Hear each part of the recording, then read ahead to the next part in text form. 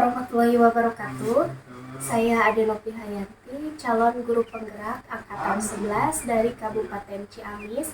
Di sini saya akan mempraktikkan rangkaian supervisi akademik dalam pembelajaran dengan menggunakan paradigma berpikir coaching dan melakukan refleksi terhadap praktik supervisi. Kali ini saya tidak sendiri, saya ditemani oleh rekan saya bernama Bapak Agus Kurnia, ya, wali kelas dari kelas 5. Baik, Pak Agus, bagaimana kabarnya hari ini? Alhamdulillah. Oke, pertama-tama kita itu akan melakukan percakapan pra-observasi terlebih dahulu sebagai bentuk persiapan nanti Pak Agus agar lebih siap dan lebih percaya diri gitu ya dalam melakukan kegiatan belajar mengajar di kelas. Saya ingin menanyakan beberapa hal Pak terkait nanti kegiatan supervisi yang kita lakukan hari ini. Yang pertama, materi yang akan Pak Agus ajarkan itu saya ingin tahu materinya tentang apa Pak? Materi yang akan saya ajarkan itu diantaranya tentang rantai makanan. Oke, kalau tujuan pembelajarannya apa Pak? Nah, tujuan pembelajaran Ya. yang ingin saya capai diantaranya peserta didik dapat menganalisis hubungan antara makhluk hidup pada suatu ekosistem dalam bentuk rantai makanan. Nah, kemudian peserta didik dapat menganalisis peran makhluk hidup pada rantai makanan. Kemudian yang ketiga, peserta didik dapat membuat rantai makanan sederhana pada suatu ekosistem. Itu diantaranya tujuan yang ingin dicapai pada pertemuan. Jadi menganalisis peran makhluk hidup pada rantai makanan. Jadi yang pertama tadi menganalisis hubungan antara makhluk hidup pada suatu ekosistem dalam bentuk rantai makanan. Nah, yang kedua, peserta didik dapat menganalisis peran makhluk hidup pada rantai makanan.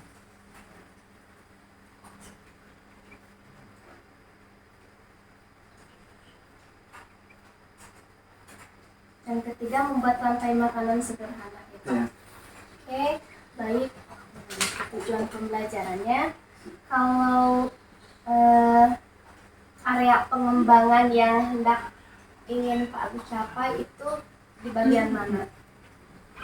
Area pengembangan yang ingin dicapai di sini karena kebetulan di sini untuk pengembangannya saya menggunakan pendekatan berdiferensiasi.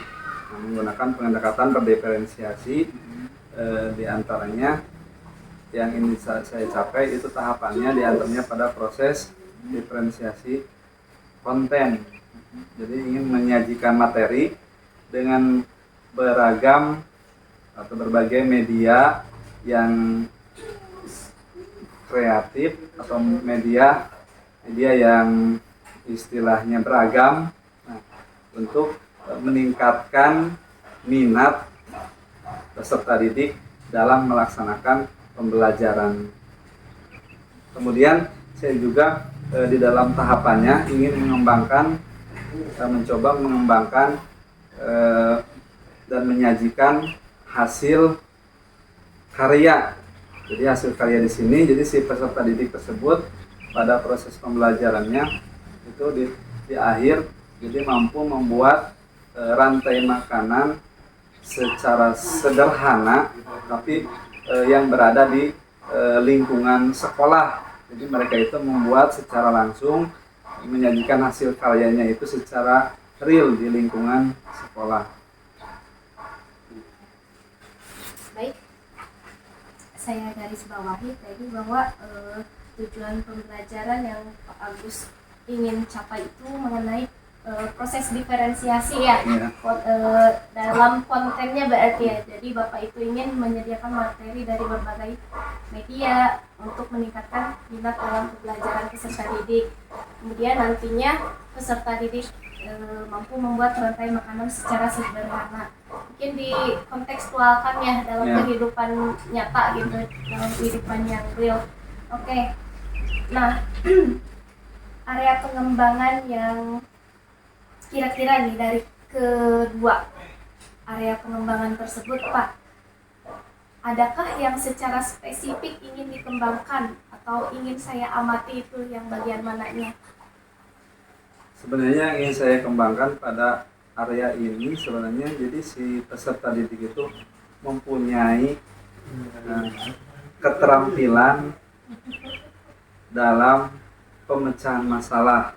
Jadi siswa perlu diajarkan strategi pemecahan masalah, seperti mengidentifikasi inti masalah, menetapkan tujuan, merumuskan hipotesis, serta merencanakan dan mengevaluasi solusi dari pemecahan masalah, diintegrasikan dengan model yang saya mau kembangkan, yaitu PBL. Itu diantaranya. Pembelajaran.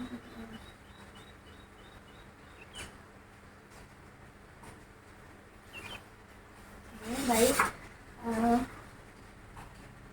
Nah, bagaimana strategi yang dipersiapkan untuk mencapai tujuan pembelajaran Bapak tadi yang disebutkan, baik itu secara metode pembelajaran atau model pembelajaran yang ingin digunakan? Tadi saya menyimak akan menggunakan model pembelajaran PBL, Problem Based Learning. Nah, bagaimana strateginya dalam melakukan proses pembelajaran tersebut, Pak? Pendekatan dan metode pembelajaran dan model yang saya siapkan untuk kegiatan pembelajaran di kelas itu untuk model sesuai dengan sudah tadi disampaikan, itu menggunakan problem based learning. Jadi pembelajaran, jadi si anak itu diberi masalah terlebih dahulu, kemudian nanti mereka disuruh untuk memecahkan masalah tersebut secara berkelompok, utamanya secara berkelompok. Kemudian setelah mereka bekerja sama dalam kelompok, kemudian mereka melakukan presentasi. Kemudian untuk pendekatan di sini menggunakan pendekatan berdiferensiasi. Jadi berdiferensiasi, utamanya tadi sudah saya sampaikan, untuk diferensiasi yang ingin saya kembangkan diantaranya diferensiasi konten, diferensiasi konten.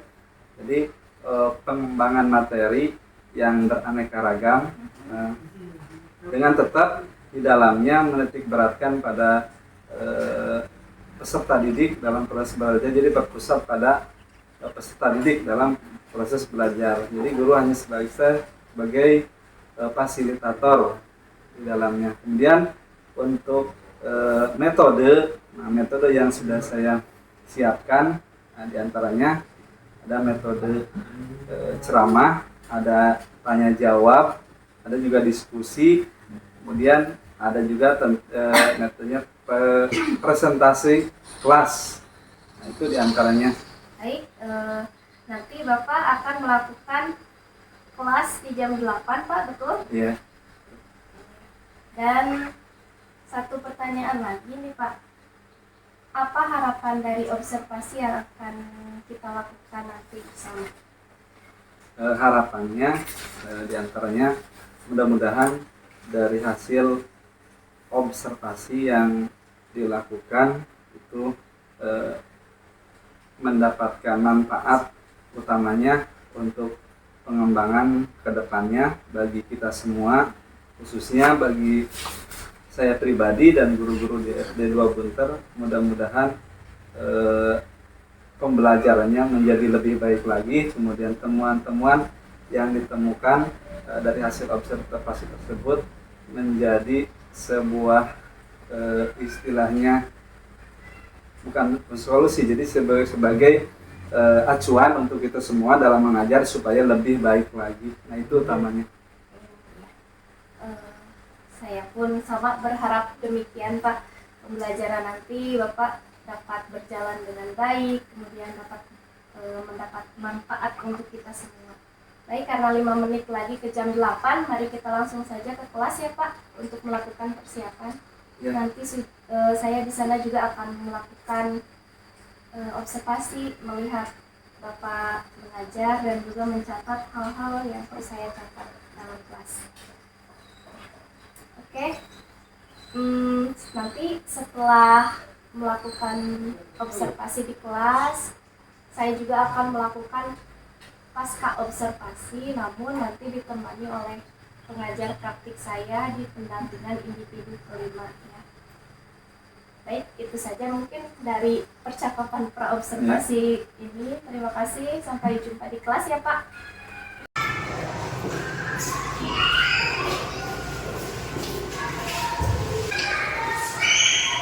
Assalamualaikum warahmatullahi wabarakatuh.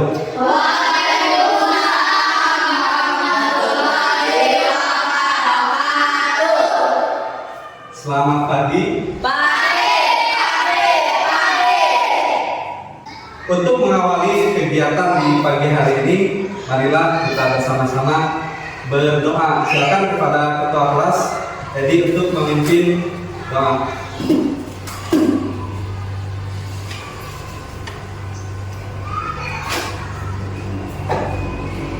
Siap berdoa.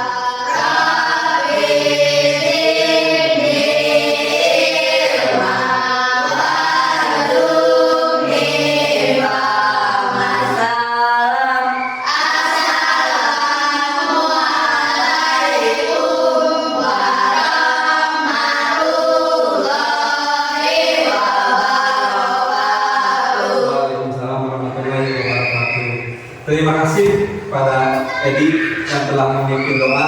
Mudah-mudahan doa menjadi awal yang baik untuk pembelajaran kita hari ini. Ya.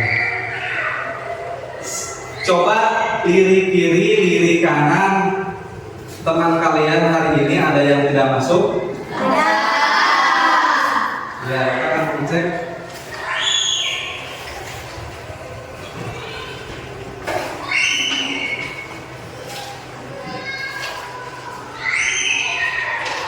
Siapa yang tidak masuk?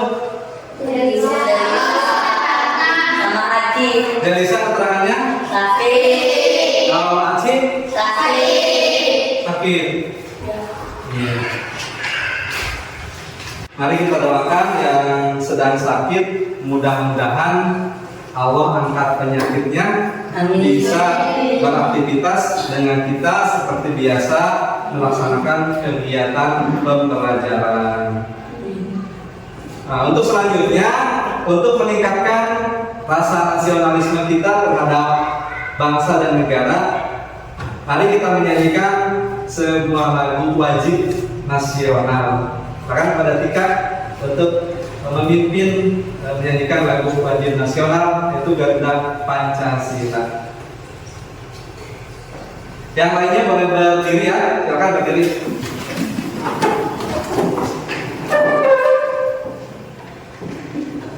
1, 2, 3, 4, 1, 2, 3. Garuda Pancasila. Pancasila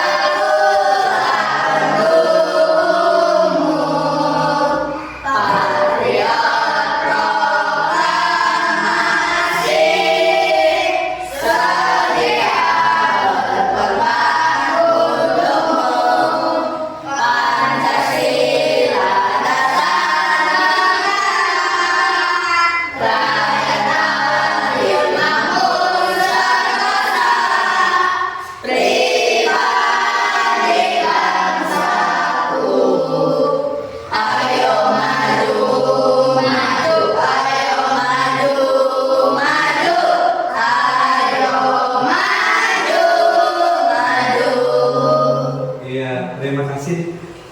Tepuk tangan untuk kita semuanya untuk hari ini.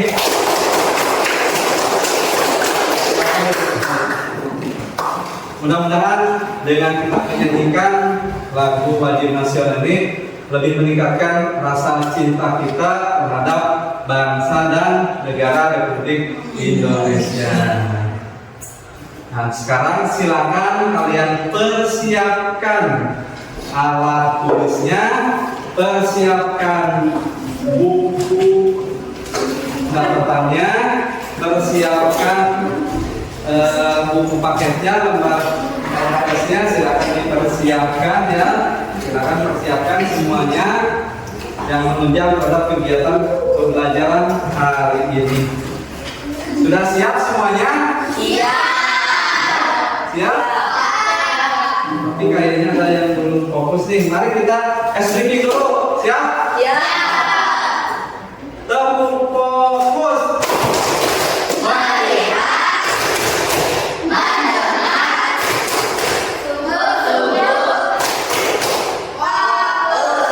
Iya, luar biasa. Bapak sangat senang sekali hari ini bisa bertemu dengan kalian belajar di pagi hari ini. Mudah-mudahan ini menjadi semangat untuk kita semua untuk terus mengembangkan diri supaya kita menjadi anak yang hebat. Baik, anak-anak. Selanjutnya, di sini. Di pertemuan sebelumnya, waktu itu kita belajar mengenai cahaya dan sifat-sifat cahaya. Ada yang masih ingat cahaya terbesar di bumi sumbernya dari mana? Edi, ya? Matahari. Dari matahari. Nah tentunya, ya Rika, tanah apa lagi? Edi? Air. Air, betul. Nah, tujuan pembelajaran kali ini yang akan kita capai hari ini, yang pertama, peserta didik dapat menganalisis hubungan antara makhluk hidup pada suatu ekosistem. Kemudian yang kedua, peserta didik dapat menganalisis peran makhluk hidup pada rantai makanan. Kemudian yang ketiga, peserta didik dapat membuat rantai makanan sederhana pada suatu ekosistem. Nah, itu sebenarnya anak-anak yang akan kita pelajari di pertemuan kali ini. Nah, sebelum masuk ke materi, Bapak mau bertanya dulu. Bagaimana cara makhluk hidup memperoleh energi? Ada yang tahu? Ya, Yesa. Memakan organisme lain. Memakan organisme lain. Kemudian yang kedua, apakah makhluk hidup yang satu dengan yang lainnya itu berkaitan dalam ekosistem? Ada yang tahu? Ya, saya kira. Ya, saling berkaitan. Ada yang mau menambahkan? Iya. Kemudian yang ketiga, apakah kalian ketahui tentang rantai makanan? Ya, Dirja. Makan dan dimakan. Makan dan dimakan. Luar biasa. Tepuk tangan. Luar biasa, anak-anak yang hebat. Nah, mari sekarang kita masuk ke kegiatan inti. Nah, di kegiatan inti di sini kita akan Bapak akan menyampaikan video pembelajaran. Nah, silakan nanti kalian kalian apa? Siapkan pendengarannya, siapkan matanya untuk apa? Untuk menyimak pembelajaran. Nah, sekarang sebentar Bapak akan memutar video pembelajaran tentang makan dan dimakan, yaitu rantai makanan. Nah, simak semuanya ke depan.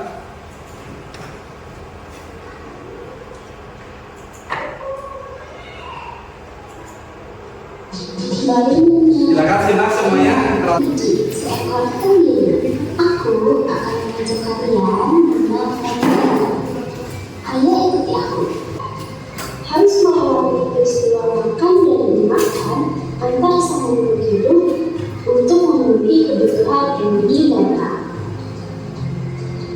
makanan, setiap makhluk hidup tumbuhan adalah manusia adalah konsumen. Pada tumbuhan disebut herbivore. Ular dan harimau. Sekitarnya mencari makan dan Kira video apa yang kamu lihat barusan tentang apa? Tentang rantai makanan. Kemudian apa yang kamu pahami tentang rantai makanan? Makan dan dimakan sesama makhluk hidup. sesama makhluk hidup. Apa yang terjadi kalau misalkan makhluk hidup itu tidak saling makan-makan? Apa yang terjadi kira-kira? Ya, Edi? Akan cepat punah. Beri tepuk tangan untuk Edi. Nah, untuk menjelasnya, di sini Bapak akan menayangkan tentang, mari kita ulas bersama-sama. Nah, coba. Rantai makanan adalah sebuah proses makan dan dimakan antar makhluk hidup dalam sebuah ekosistem menjadi siklus yang berputar. Atau bisa juga rantai makanan adalah proses makan dan dimakan antar makhluk hidup. Kemudian makhluk hidup yang dapat menghasilkan makanannya sendiri. Contoh apa satunya?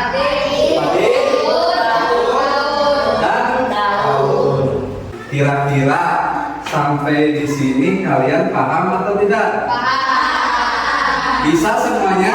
Bisa. Tepuk tangan untuk kita semua. Setelah ini, kita akan belajar berkelompok. Nah, kebetulan di pertemuan sebelumnya Bapak sudah membagi kelompok ini menjadi 3 kelompok. Kelompok 1 itu kelompok apa? Visual. Kelompok 2 ini kelompok apa? Auditori.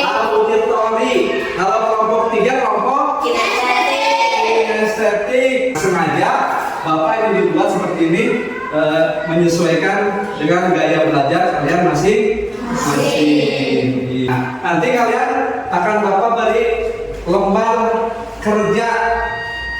Nah, lembar kerja peserta didik LKPD. Nah, ini kalian akan diberi LKPD. Ini ada 3. Nah, ini untuk kelompok visual. Nah, yang ini untuk kelompok visual. Kemudian yang ini untuk kelompok auditori.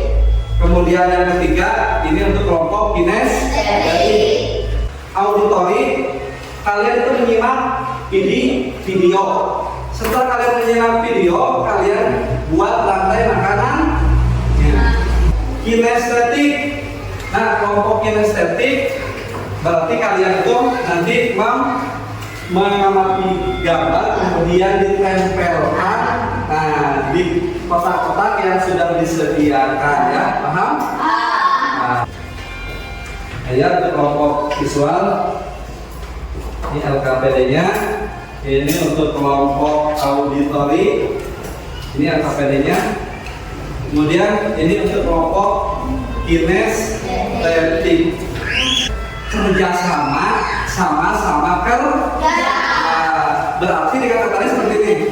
Kalau kerja kelompok harus bersama-sama mengerjakan tugasnya. Jadi apa yang harus diskusikan secara bersama-sama. Paham? Ya, beri nama gitu. Nama misalkan kelompok 1, karena ini untuk visualnya sudah ada, ya. Nah, jangan sini. Nah, sekarang untuk yang ini.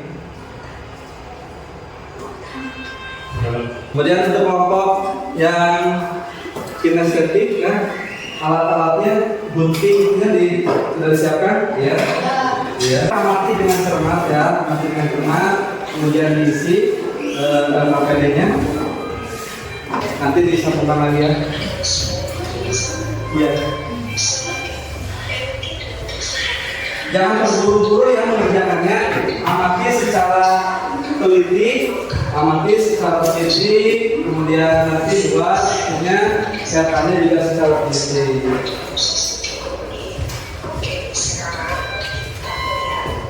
Iya, boleh. Nanti jangan lupa bertanya lagi bertanya. Halaman 1 berdiri. Adik jangan lupa bertanya nanti.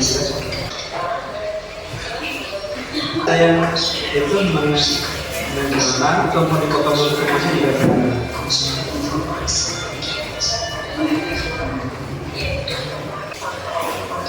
Iya.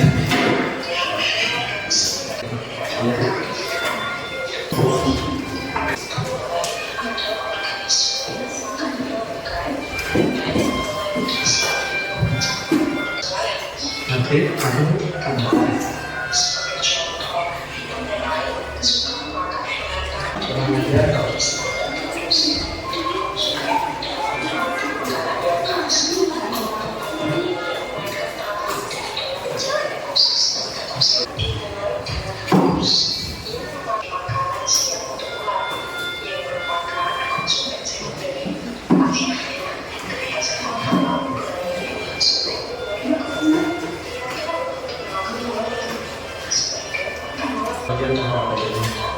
Jadi nanti ada dua yang diisi, nah yang ini berarti kemudian nanti ini kemudian yang kedua berarti jadi atau isian ya terus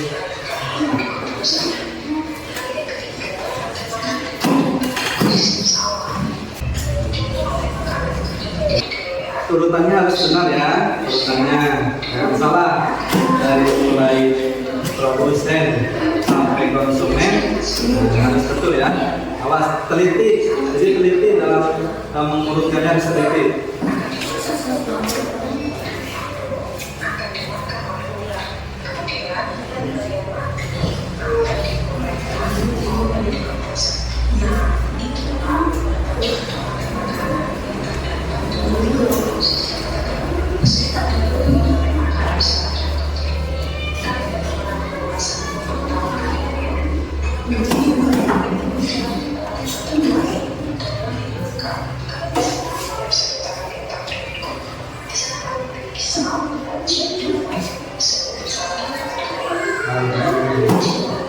Kelompok kinestetik gimana? Belum.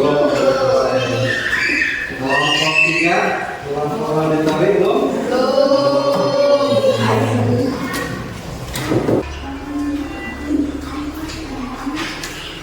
Perannya sebagai apa? Kawan ini perannya sebagai apa? Kawan ini perannya sebagai apa? Bagus, bagus luar biasa. Kalian kerjasamanya bagus ya.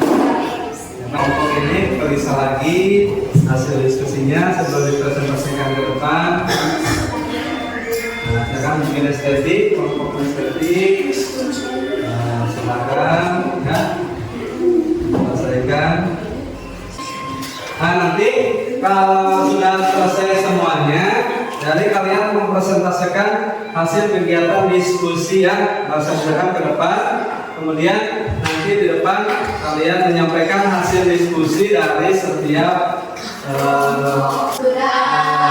kelompok kinestetik sudah selesai belum? Sudah. Gimana kelompok auditory? Sedikit lagi ya kelompok auditory ya. Tunggu ya sebentar, ini kelompok auditory kebetulan belum selesai. Bapak cek sekali lagi kelompok 1 kelompok visual sudah selesai? Sudah. Kelompok 2 auditory sudah selesai? Sudah. Kelompok 3 kinestetik sudah selesai? Sudah. Nah, berarti waktunya kita presentasi. Persilakan kelompok 1 maju ke depan ya. Kelompok 1 semuanya maju ke depan serta anggotanya, silakan maju ke depan ya. Silakan di depan. Ya. Yang lain perhatikan ya. Assalamualaikum warahmatullahi wabarakatuh. Waalaikumsalam warahmatullahi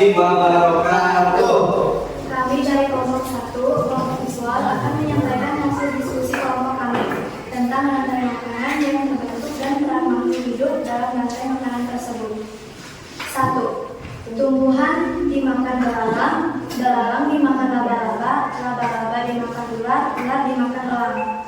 2. Tumbuhan dimakan burung pemakan biji, burung pemakan biji dimakan elang. 3. Tumbuhan dimakan kelinci, kelinci dimakan rubah. 4. Tumbuhan dimakan tikus, tikus dimakan elang. Peran makhluk hidup pada rantai makanan. Tumbuhan sebagai produsen, tikus sebagai konsumen 1, ular sebagai konsumen 2, elang sebagai konsumen 3, bakteri sebagai pengurai atau dekomposer. Sekian penyampaian hasil diskusi kelompok kami. Wassalamualaikum. Dulu bentar. Ada yang mau bertanya dari kelompok lain? Silakan, siapa kelompok mana yang mau bertanya? Atau siapa yang mau bertanya? Atau dari kelompok auditori misalkan ada yang silakan. Oh iya, Safira silakan kalau bertanya. Apa fungsi pengurai pada rantai makanan? Fungsi pengurai pada rantai makanan itu menurut Safira dari kelompok auditori, silakan. Organisme yang menguraikan sisa-sisa makhluk hidup yang telah mati sehingga bisa dimanfaatkan lagi oleh produsen. Iya, luar biasa. Beri tepuk tangan untuk kelompok Safira. Ya, silakan. Assalamualaikum warahmatullahi wabarakatuh. Kelompok 2 silakan maju ke depan. Kelompok auditori ke depan untuk menyampaikan hasil diskusi kelompoknya. Ya. Assalamualaikum warahmatullahi wabarakatuh. Waalaikumsalam warahmatullahi wabarakatuh. Kami dari kelompok 2, kelompok auditori akan menyampaikan hasil diskusi kelompok kami tentang rantai makanan yang terbentuk dan peran makhluk hidup dalam rantai makanan. Padi dimakan tikus, tikus dimakan ular, ular dimakan elang, elang mati diuraikan oleh pengurai. Itu bakteri. Fitoplankton dimakan zooplankton. Zooplankton dimakan ikan kecil dimakan ikan besar. Padi sebagai produsen, burung pipit sebagai konsumen. Ya, dari kelompok lain ada yang mau menanggapi? Ya, dari kelompok visual, Tika katanya mau Yang termasuk konsumen 1 hewan apa saja? Perkembangan tumbuhan. ya yang termasuk kendala sapi, rusa. Oh, termasuk kelompok pemakan. Assalamualaikum warahmatullahi wabarakatuh. Tepuk tangan untuk kelompok kedua. Ketik silakan maju ke depan, ya. Assalamualaikum warahmatullahi wabarakatuh. Waalaikumsalam warahmatullahi wabarakatuh. Kami dari kelompok 3, kelompok kinestetik akan menyampaikan hasil diskusi kelompok kami. Tikus dimakan ular, ular dimakan elang, dimakan ular dimakan harimau, ikan hiu mati diuraikan oleh jamur. Sebagai konsumen 3, bakteri sebagai pengurai atau dekomposer. Iya. Ada yang ditanyakan di kelompok lain? Cukup? Oh. Sekian penyampaian hasil diskusi kelompok kami. Wassalamualaikum warahmatullahi wabarakatuh. Hasil diskusi kelompok semuanya dari mulai kelompok 1, kelompok 2, kelompok 3 luar biasa ya. Kalian bisa dari mulai produsen, konsumen 1, konsumen 2 sampai dengan pengurai itu tidak ada yang tertukar, semuanya betul. Sampai dengan dekomposer, ada pengurainya, luar biasa. Bapak berikan apresiasi yang luar biasa untuk kalian. Tepuk tangan untuk kita semua. Di sini lembar akan dikerjakan, ada lembar evaluasinya. Nama ini baru apa? Beri nama. Ya, bernama.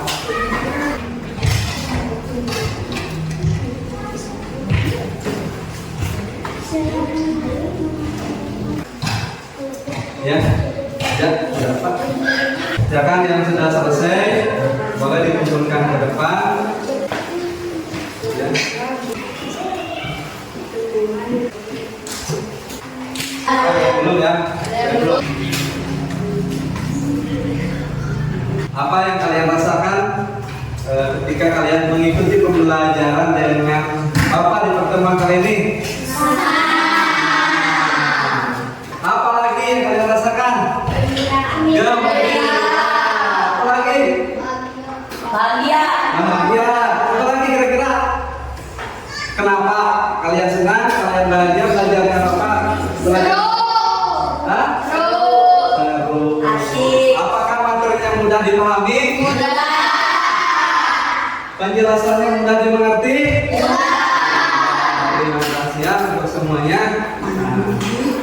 Apa ada yang bisa menyimpulkan materi kegiatan kali ini? Siapa yang bisa menyimpulkan materi pembelajaran kali ini? Ada yang bisa menyimpulkan?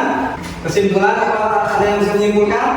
Ya, Safira gimana? Rantai makanan adalah sebuah proses makan dan dimakan antar makhluk hidup dalam sebuah ekosistem menjadi sebuah siklus yang selalu berputar. Iya, rantai makanan itu jadi bisa dikatakan juga sebagai peristiwa makan dan dimakan antar organisme dalam urutan tertentu yang akhirnya nanti itu akan membentuk sebuah siklus dari mulai produsen, konsumen 1, konsumen 2, konsumen 3 sampai dengan dekomposer atau pengurai, kemudian pengurai menguraikan makhluk hidup yang telah mati, kemudian dimanfaatkan lagi oleh produsen yang membentuk sebuah siklus yang selalu berputar. Kemudian satu lagi kira-kira peranan makhluk hidup dalam rantai makanan. Ada yang sebagai apa? Produsen itu ada. Konsumen 1. Iya, konsumen 1. Konsumen 2. Nomor 2. Nomor 3. Pengurai atau dekomposer. Komposer luar biasa. Tepuk tangan untuk kita semua. Nah, untuk pembelajaran selanjutnya, pertemuan selanjutnya, kita akan membahas mengenai rantai, bukan rantai makan apa?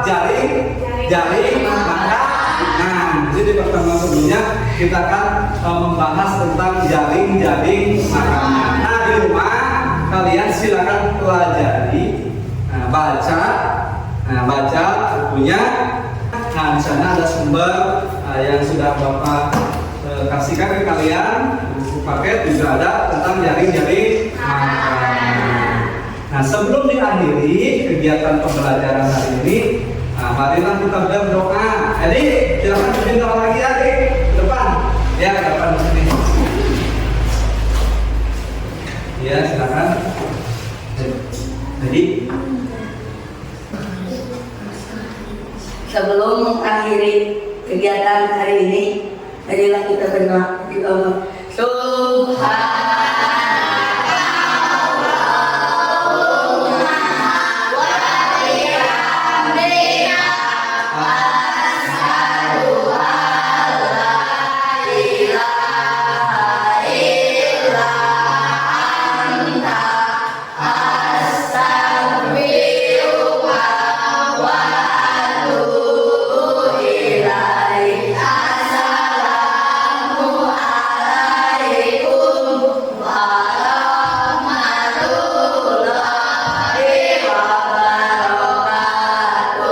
Waalaikumsalam warahmatullahi wabarakatuh.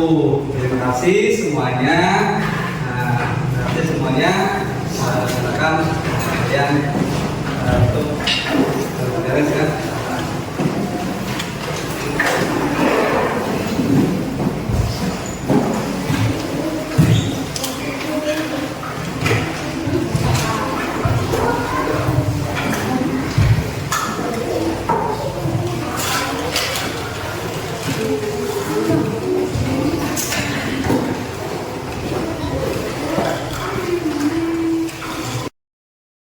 Silakan Bu Ade coaching dengan Pak Agus Ya. terkait dengan pasca observasi pada saat pembelajaran kemarin. Assalamualaikum warahmatullahi wabarakatuh. Ya, gimana Pak kabarnya? Alhamdulillah sehat. Ya, mungkin di sini sebelumnya saya ingin menyampaikan tujuan percakapan dari kegiatan ini, Pak. Kan waktu kemarin Selasa kita sudah melakukan observasi, pra-observasi dan juga observasi. Nah, untuk hari ini kita akan melaksanakan kegiatan pasca observasi. Dari kegiatan ini nanti akan dibicarakan itu tentang bagaimana Bapak merefleksikan hasil dari pembelajaran yang sudah dilakukan di kelas, dan juga nanti saya akan bertanya tentang tindak lanjut serta pengembangan diri yang akan Bapak lakukan ke depannya gitu ya. Nah, baik, untuk mempersingkat waktu, ada beberapa pertanyaan untuk Bapak ya. Kemarin sudah melakukan observasi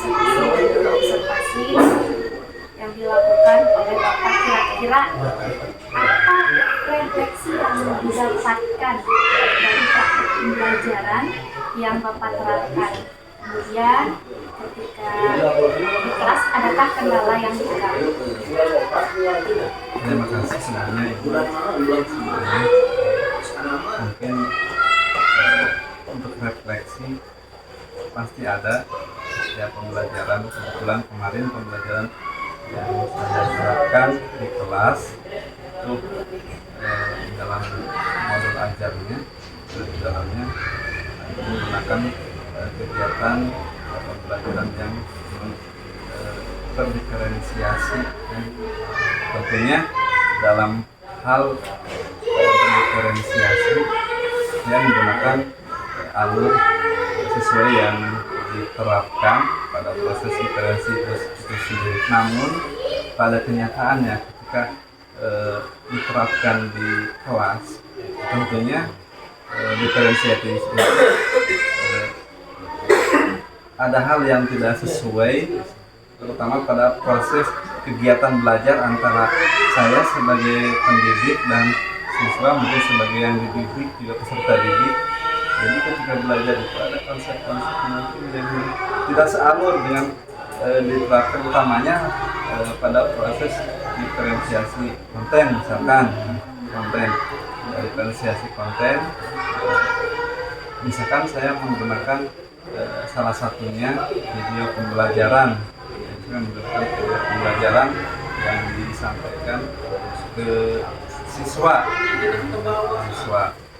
Sementara di modul memang ada, tapi ketika misalkan di kenyataannya karena terkendala misalkan fasilitas, memang kalau sekali dua kali bisa Bu, tapi kalau secara kontinu diterapkan di kelas itu agak sulit karena keterbatasan kami. Nah itu realnya seperti itu Bu ya. Kemudian yang kedua, dalam hal tentunya diferensiasi, tentunya dalam diferensiasi keaktifan siswa itu diutamakan untuk menunjang keberhasilan siswa. Pada kenyataannya siswa itu kalau tidak diarahkan secara langsung oleh guru, mungkin intinya guru itu sebagai fasilitator yang tidak boleh berhenti ketika mengajar di kelas ya. Bukan berarti sebagai diktator, tapi sebagai fasilitator. Terus kalau guru hanya diam duduk mengamati, si anak itu jadi terlihat takum. Seperti itu yang terjadi di lapangan seperti itu. Kemudian kendala-kendala yang dihadapi lagi diantaranya salah satunya selain fasilitas, selain proses belajar yang kadang tidak sesuai dengan yang direncanakan, mungkin sumber daya manusia itu sendiri dari saya sendiri tetap masih perlu terus belajar untuk menguasai keadaan kelas seperti itu. Yang saya alami realnya seperti itu. Dari sudah Bapak refleksikan, sudah melakukan kegiatan pembelajaran di kelas, namun kalau misalkan dari dari angka 1 sampai 10 nih. Kalau Bapak merefleksikan diri ada di posisi berapa? Kalau menilai saya sendiri sulit terus terang, kalaupun harus pakai angka, kalaupun ini harus pakai angka, saya mungkin tidak bisa menarget tinggi, antara 7 di 8, kalau 3 7 8 itu antara itu 7 8, pokoknya kalau 9 saya belum mampu kayaknya 7 8 lah. Tapi kalau mau ditarik 8 tapi masih kurang sedikit. Ya 8 itu. Baik, kalau menurut saya itu cukup bagus Pak ya. Oleh karena itu mungkin Bapak memiliki tindak lanjut nih ke depannya terhadap tadi yang bisa kekurangan misalnya ya. Apa tindak lanjut yang akan diterapkan untuk meningkatkan ke tahap berikutnya? Nah, terima kasih Bu, tentunya untuk tahap berikutnya setelah pembelajarannya kemarin, tindak lanjutnya diantaranya yang saya lakukan adalah tentunya kalau ada ini memanfaatkan media pembelajaran yang bervariatif, memanfaatkan media pembelajaran yang bervariatif untuk memenuhi kebutuhan belajar peserta didik. Itu salah satunya mungkin kedepannya mudah-mudahan. Oke, baik Pak. Nah di sini saya akan menyampaikan ya, mohon izin ya Pak, dari hasil observasi yang kemarin saya lakukan ya, pembelajaran yang kemarin saya observasi itu menurut saya sudah sangat baik secara keseluruhan dari kegiatan pendahuluan, kemudian kegiatan inti dan juga kegiatan akhir. Nah di kegiatan observasi kemarin pada kegiatan pembelajaran memang Bapak sudah melakukan pendekatan berdiferensiasi, ada konten, ada juga proses, ada produknya juga ada ya.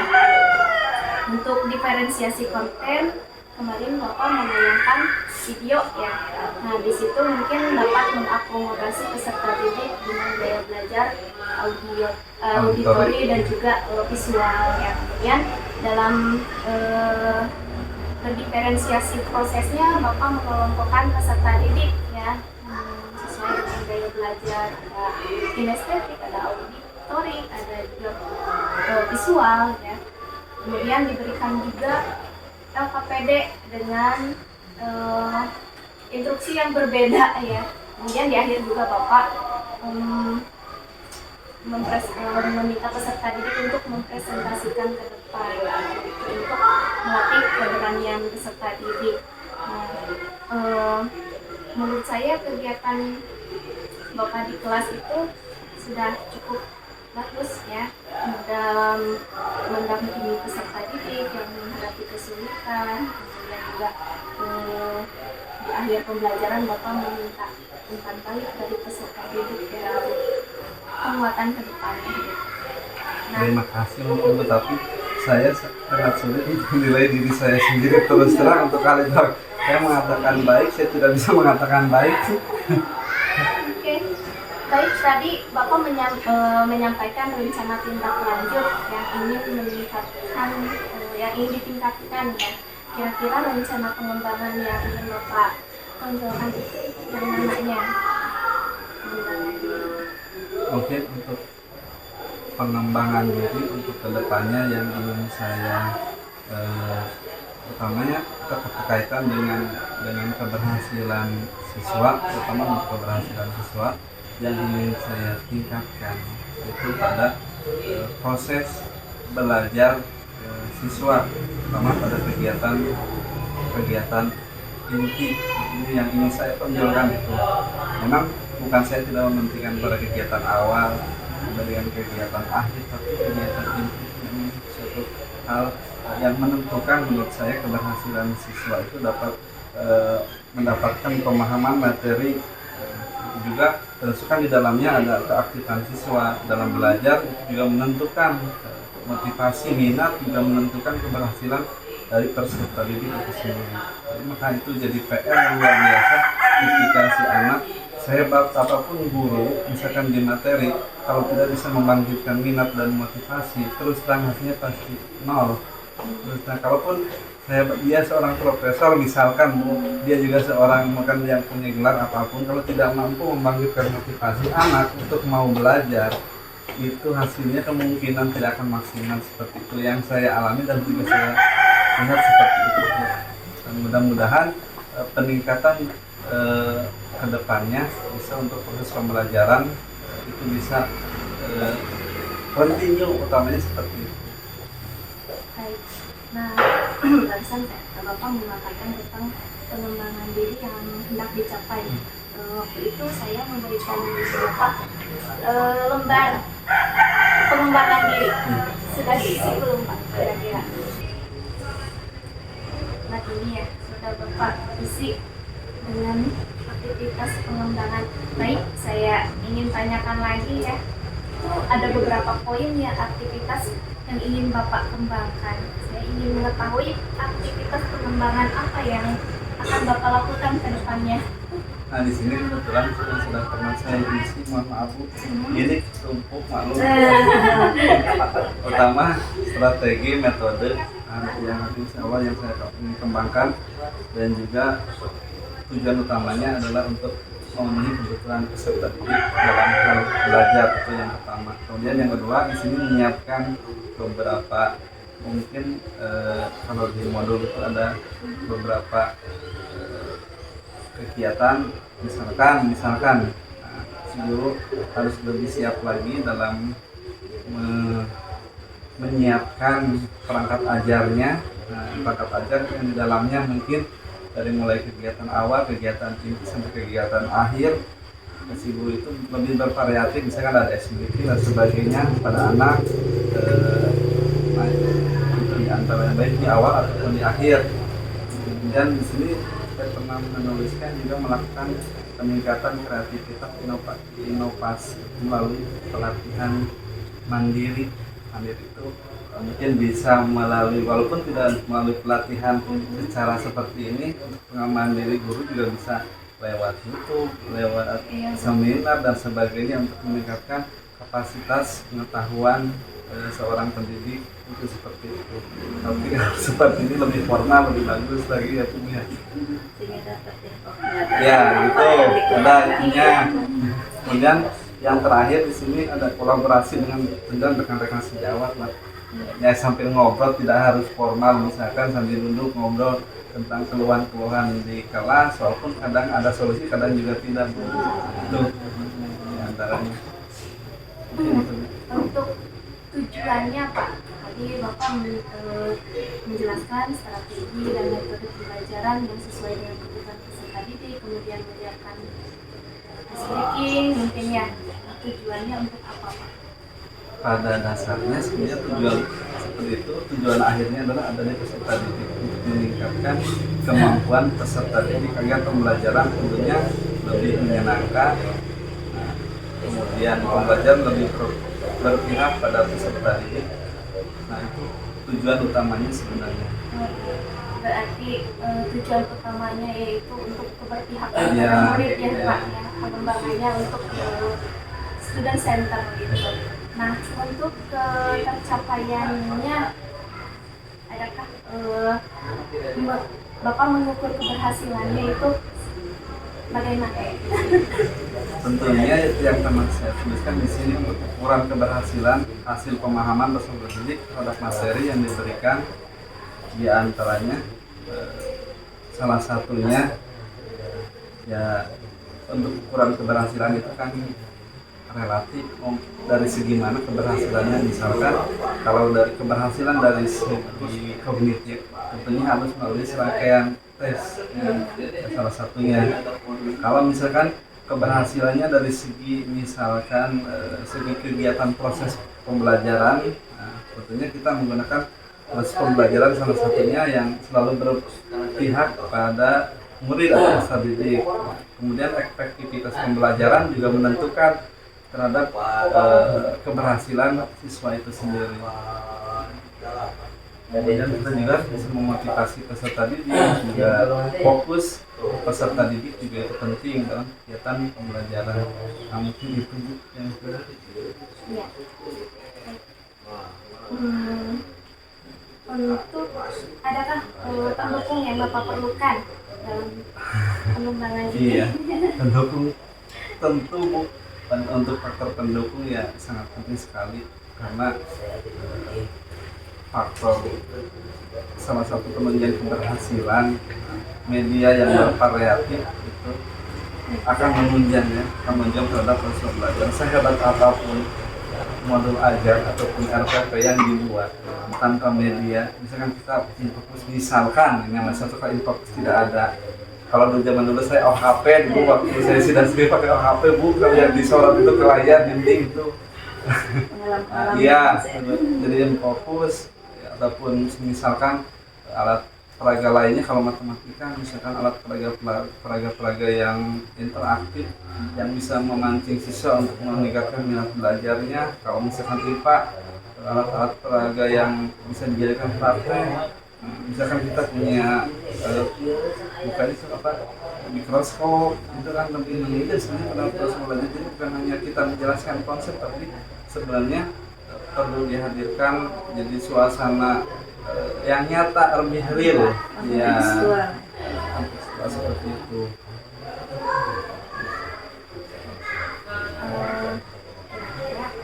Waktunya kapan agar pengembangan ini dapat terlaksana, tercapai? Mungkin untuk waktu selama proses pembelajaran kegiatan kita di kelas itu bisa diterapkan, tapi kalau misalkan untuk waktunya bisa diterapkan juga mulai dari minggu depan, atau bisa mulai juga dari hari ini untuk proses perbaikan ke depannya. Setiap kegiatan belajar di kelas memang harus ada perbaikan, idealnya seperti itu. Tapi mungkin sudah mulai dilakukan dari sekarang ya Pak? Iya, juga bisa setiap saat untuk tergantung niat dari kita sebagai guru ya. Insya Allah tapi mungkin ada perbaikan ke depannya.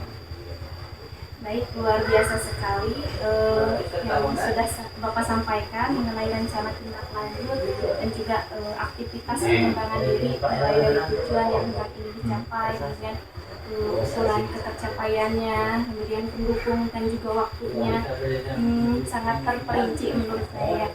Semoga nanti kedepannya Bapak bisa meningkatkan pembelajaran lebih baik lagi, yang tadinya dari angka 7 atau 8 bisa mencapai di angka 9 bahkan 10 ya Pak. Mungkin itu saja dari percakapan pasca observasi ini. Semoga apa yang sudah direncanakan oleh Bapak itu dapat berhasil ya, dapat meningkatkan pembelajaran Bapak di kelas. Terima kasih ya Pak atas waktunya. Saya tutup dengan Assalamualaikum warahmatullahi wabarakatuh. Terima kasih.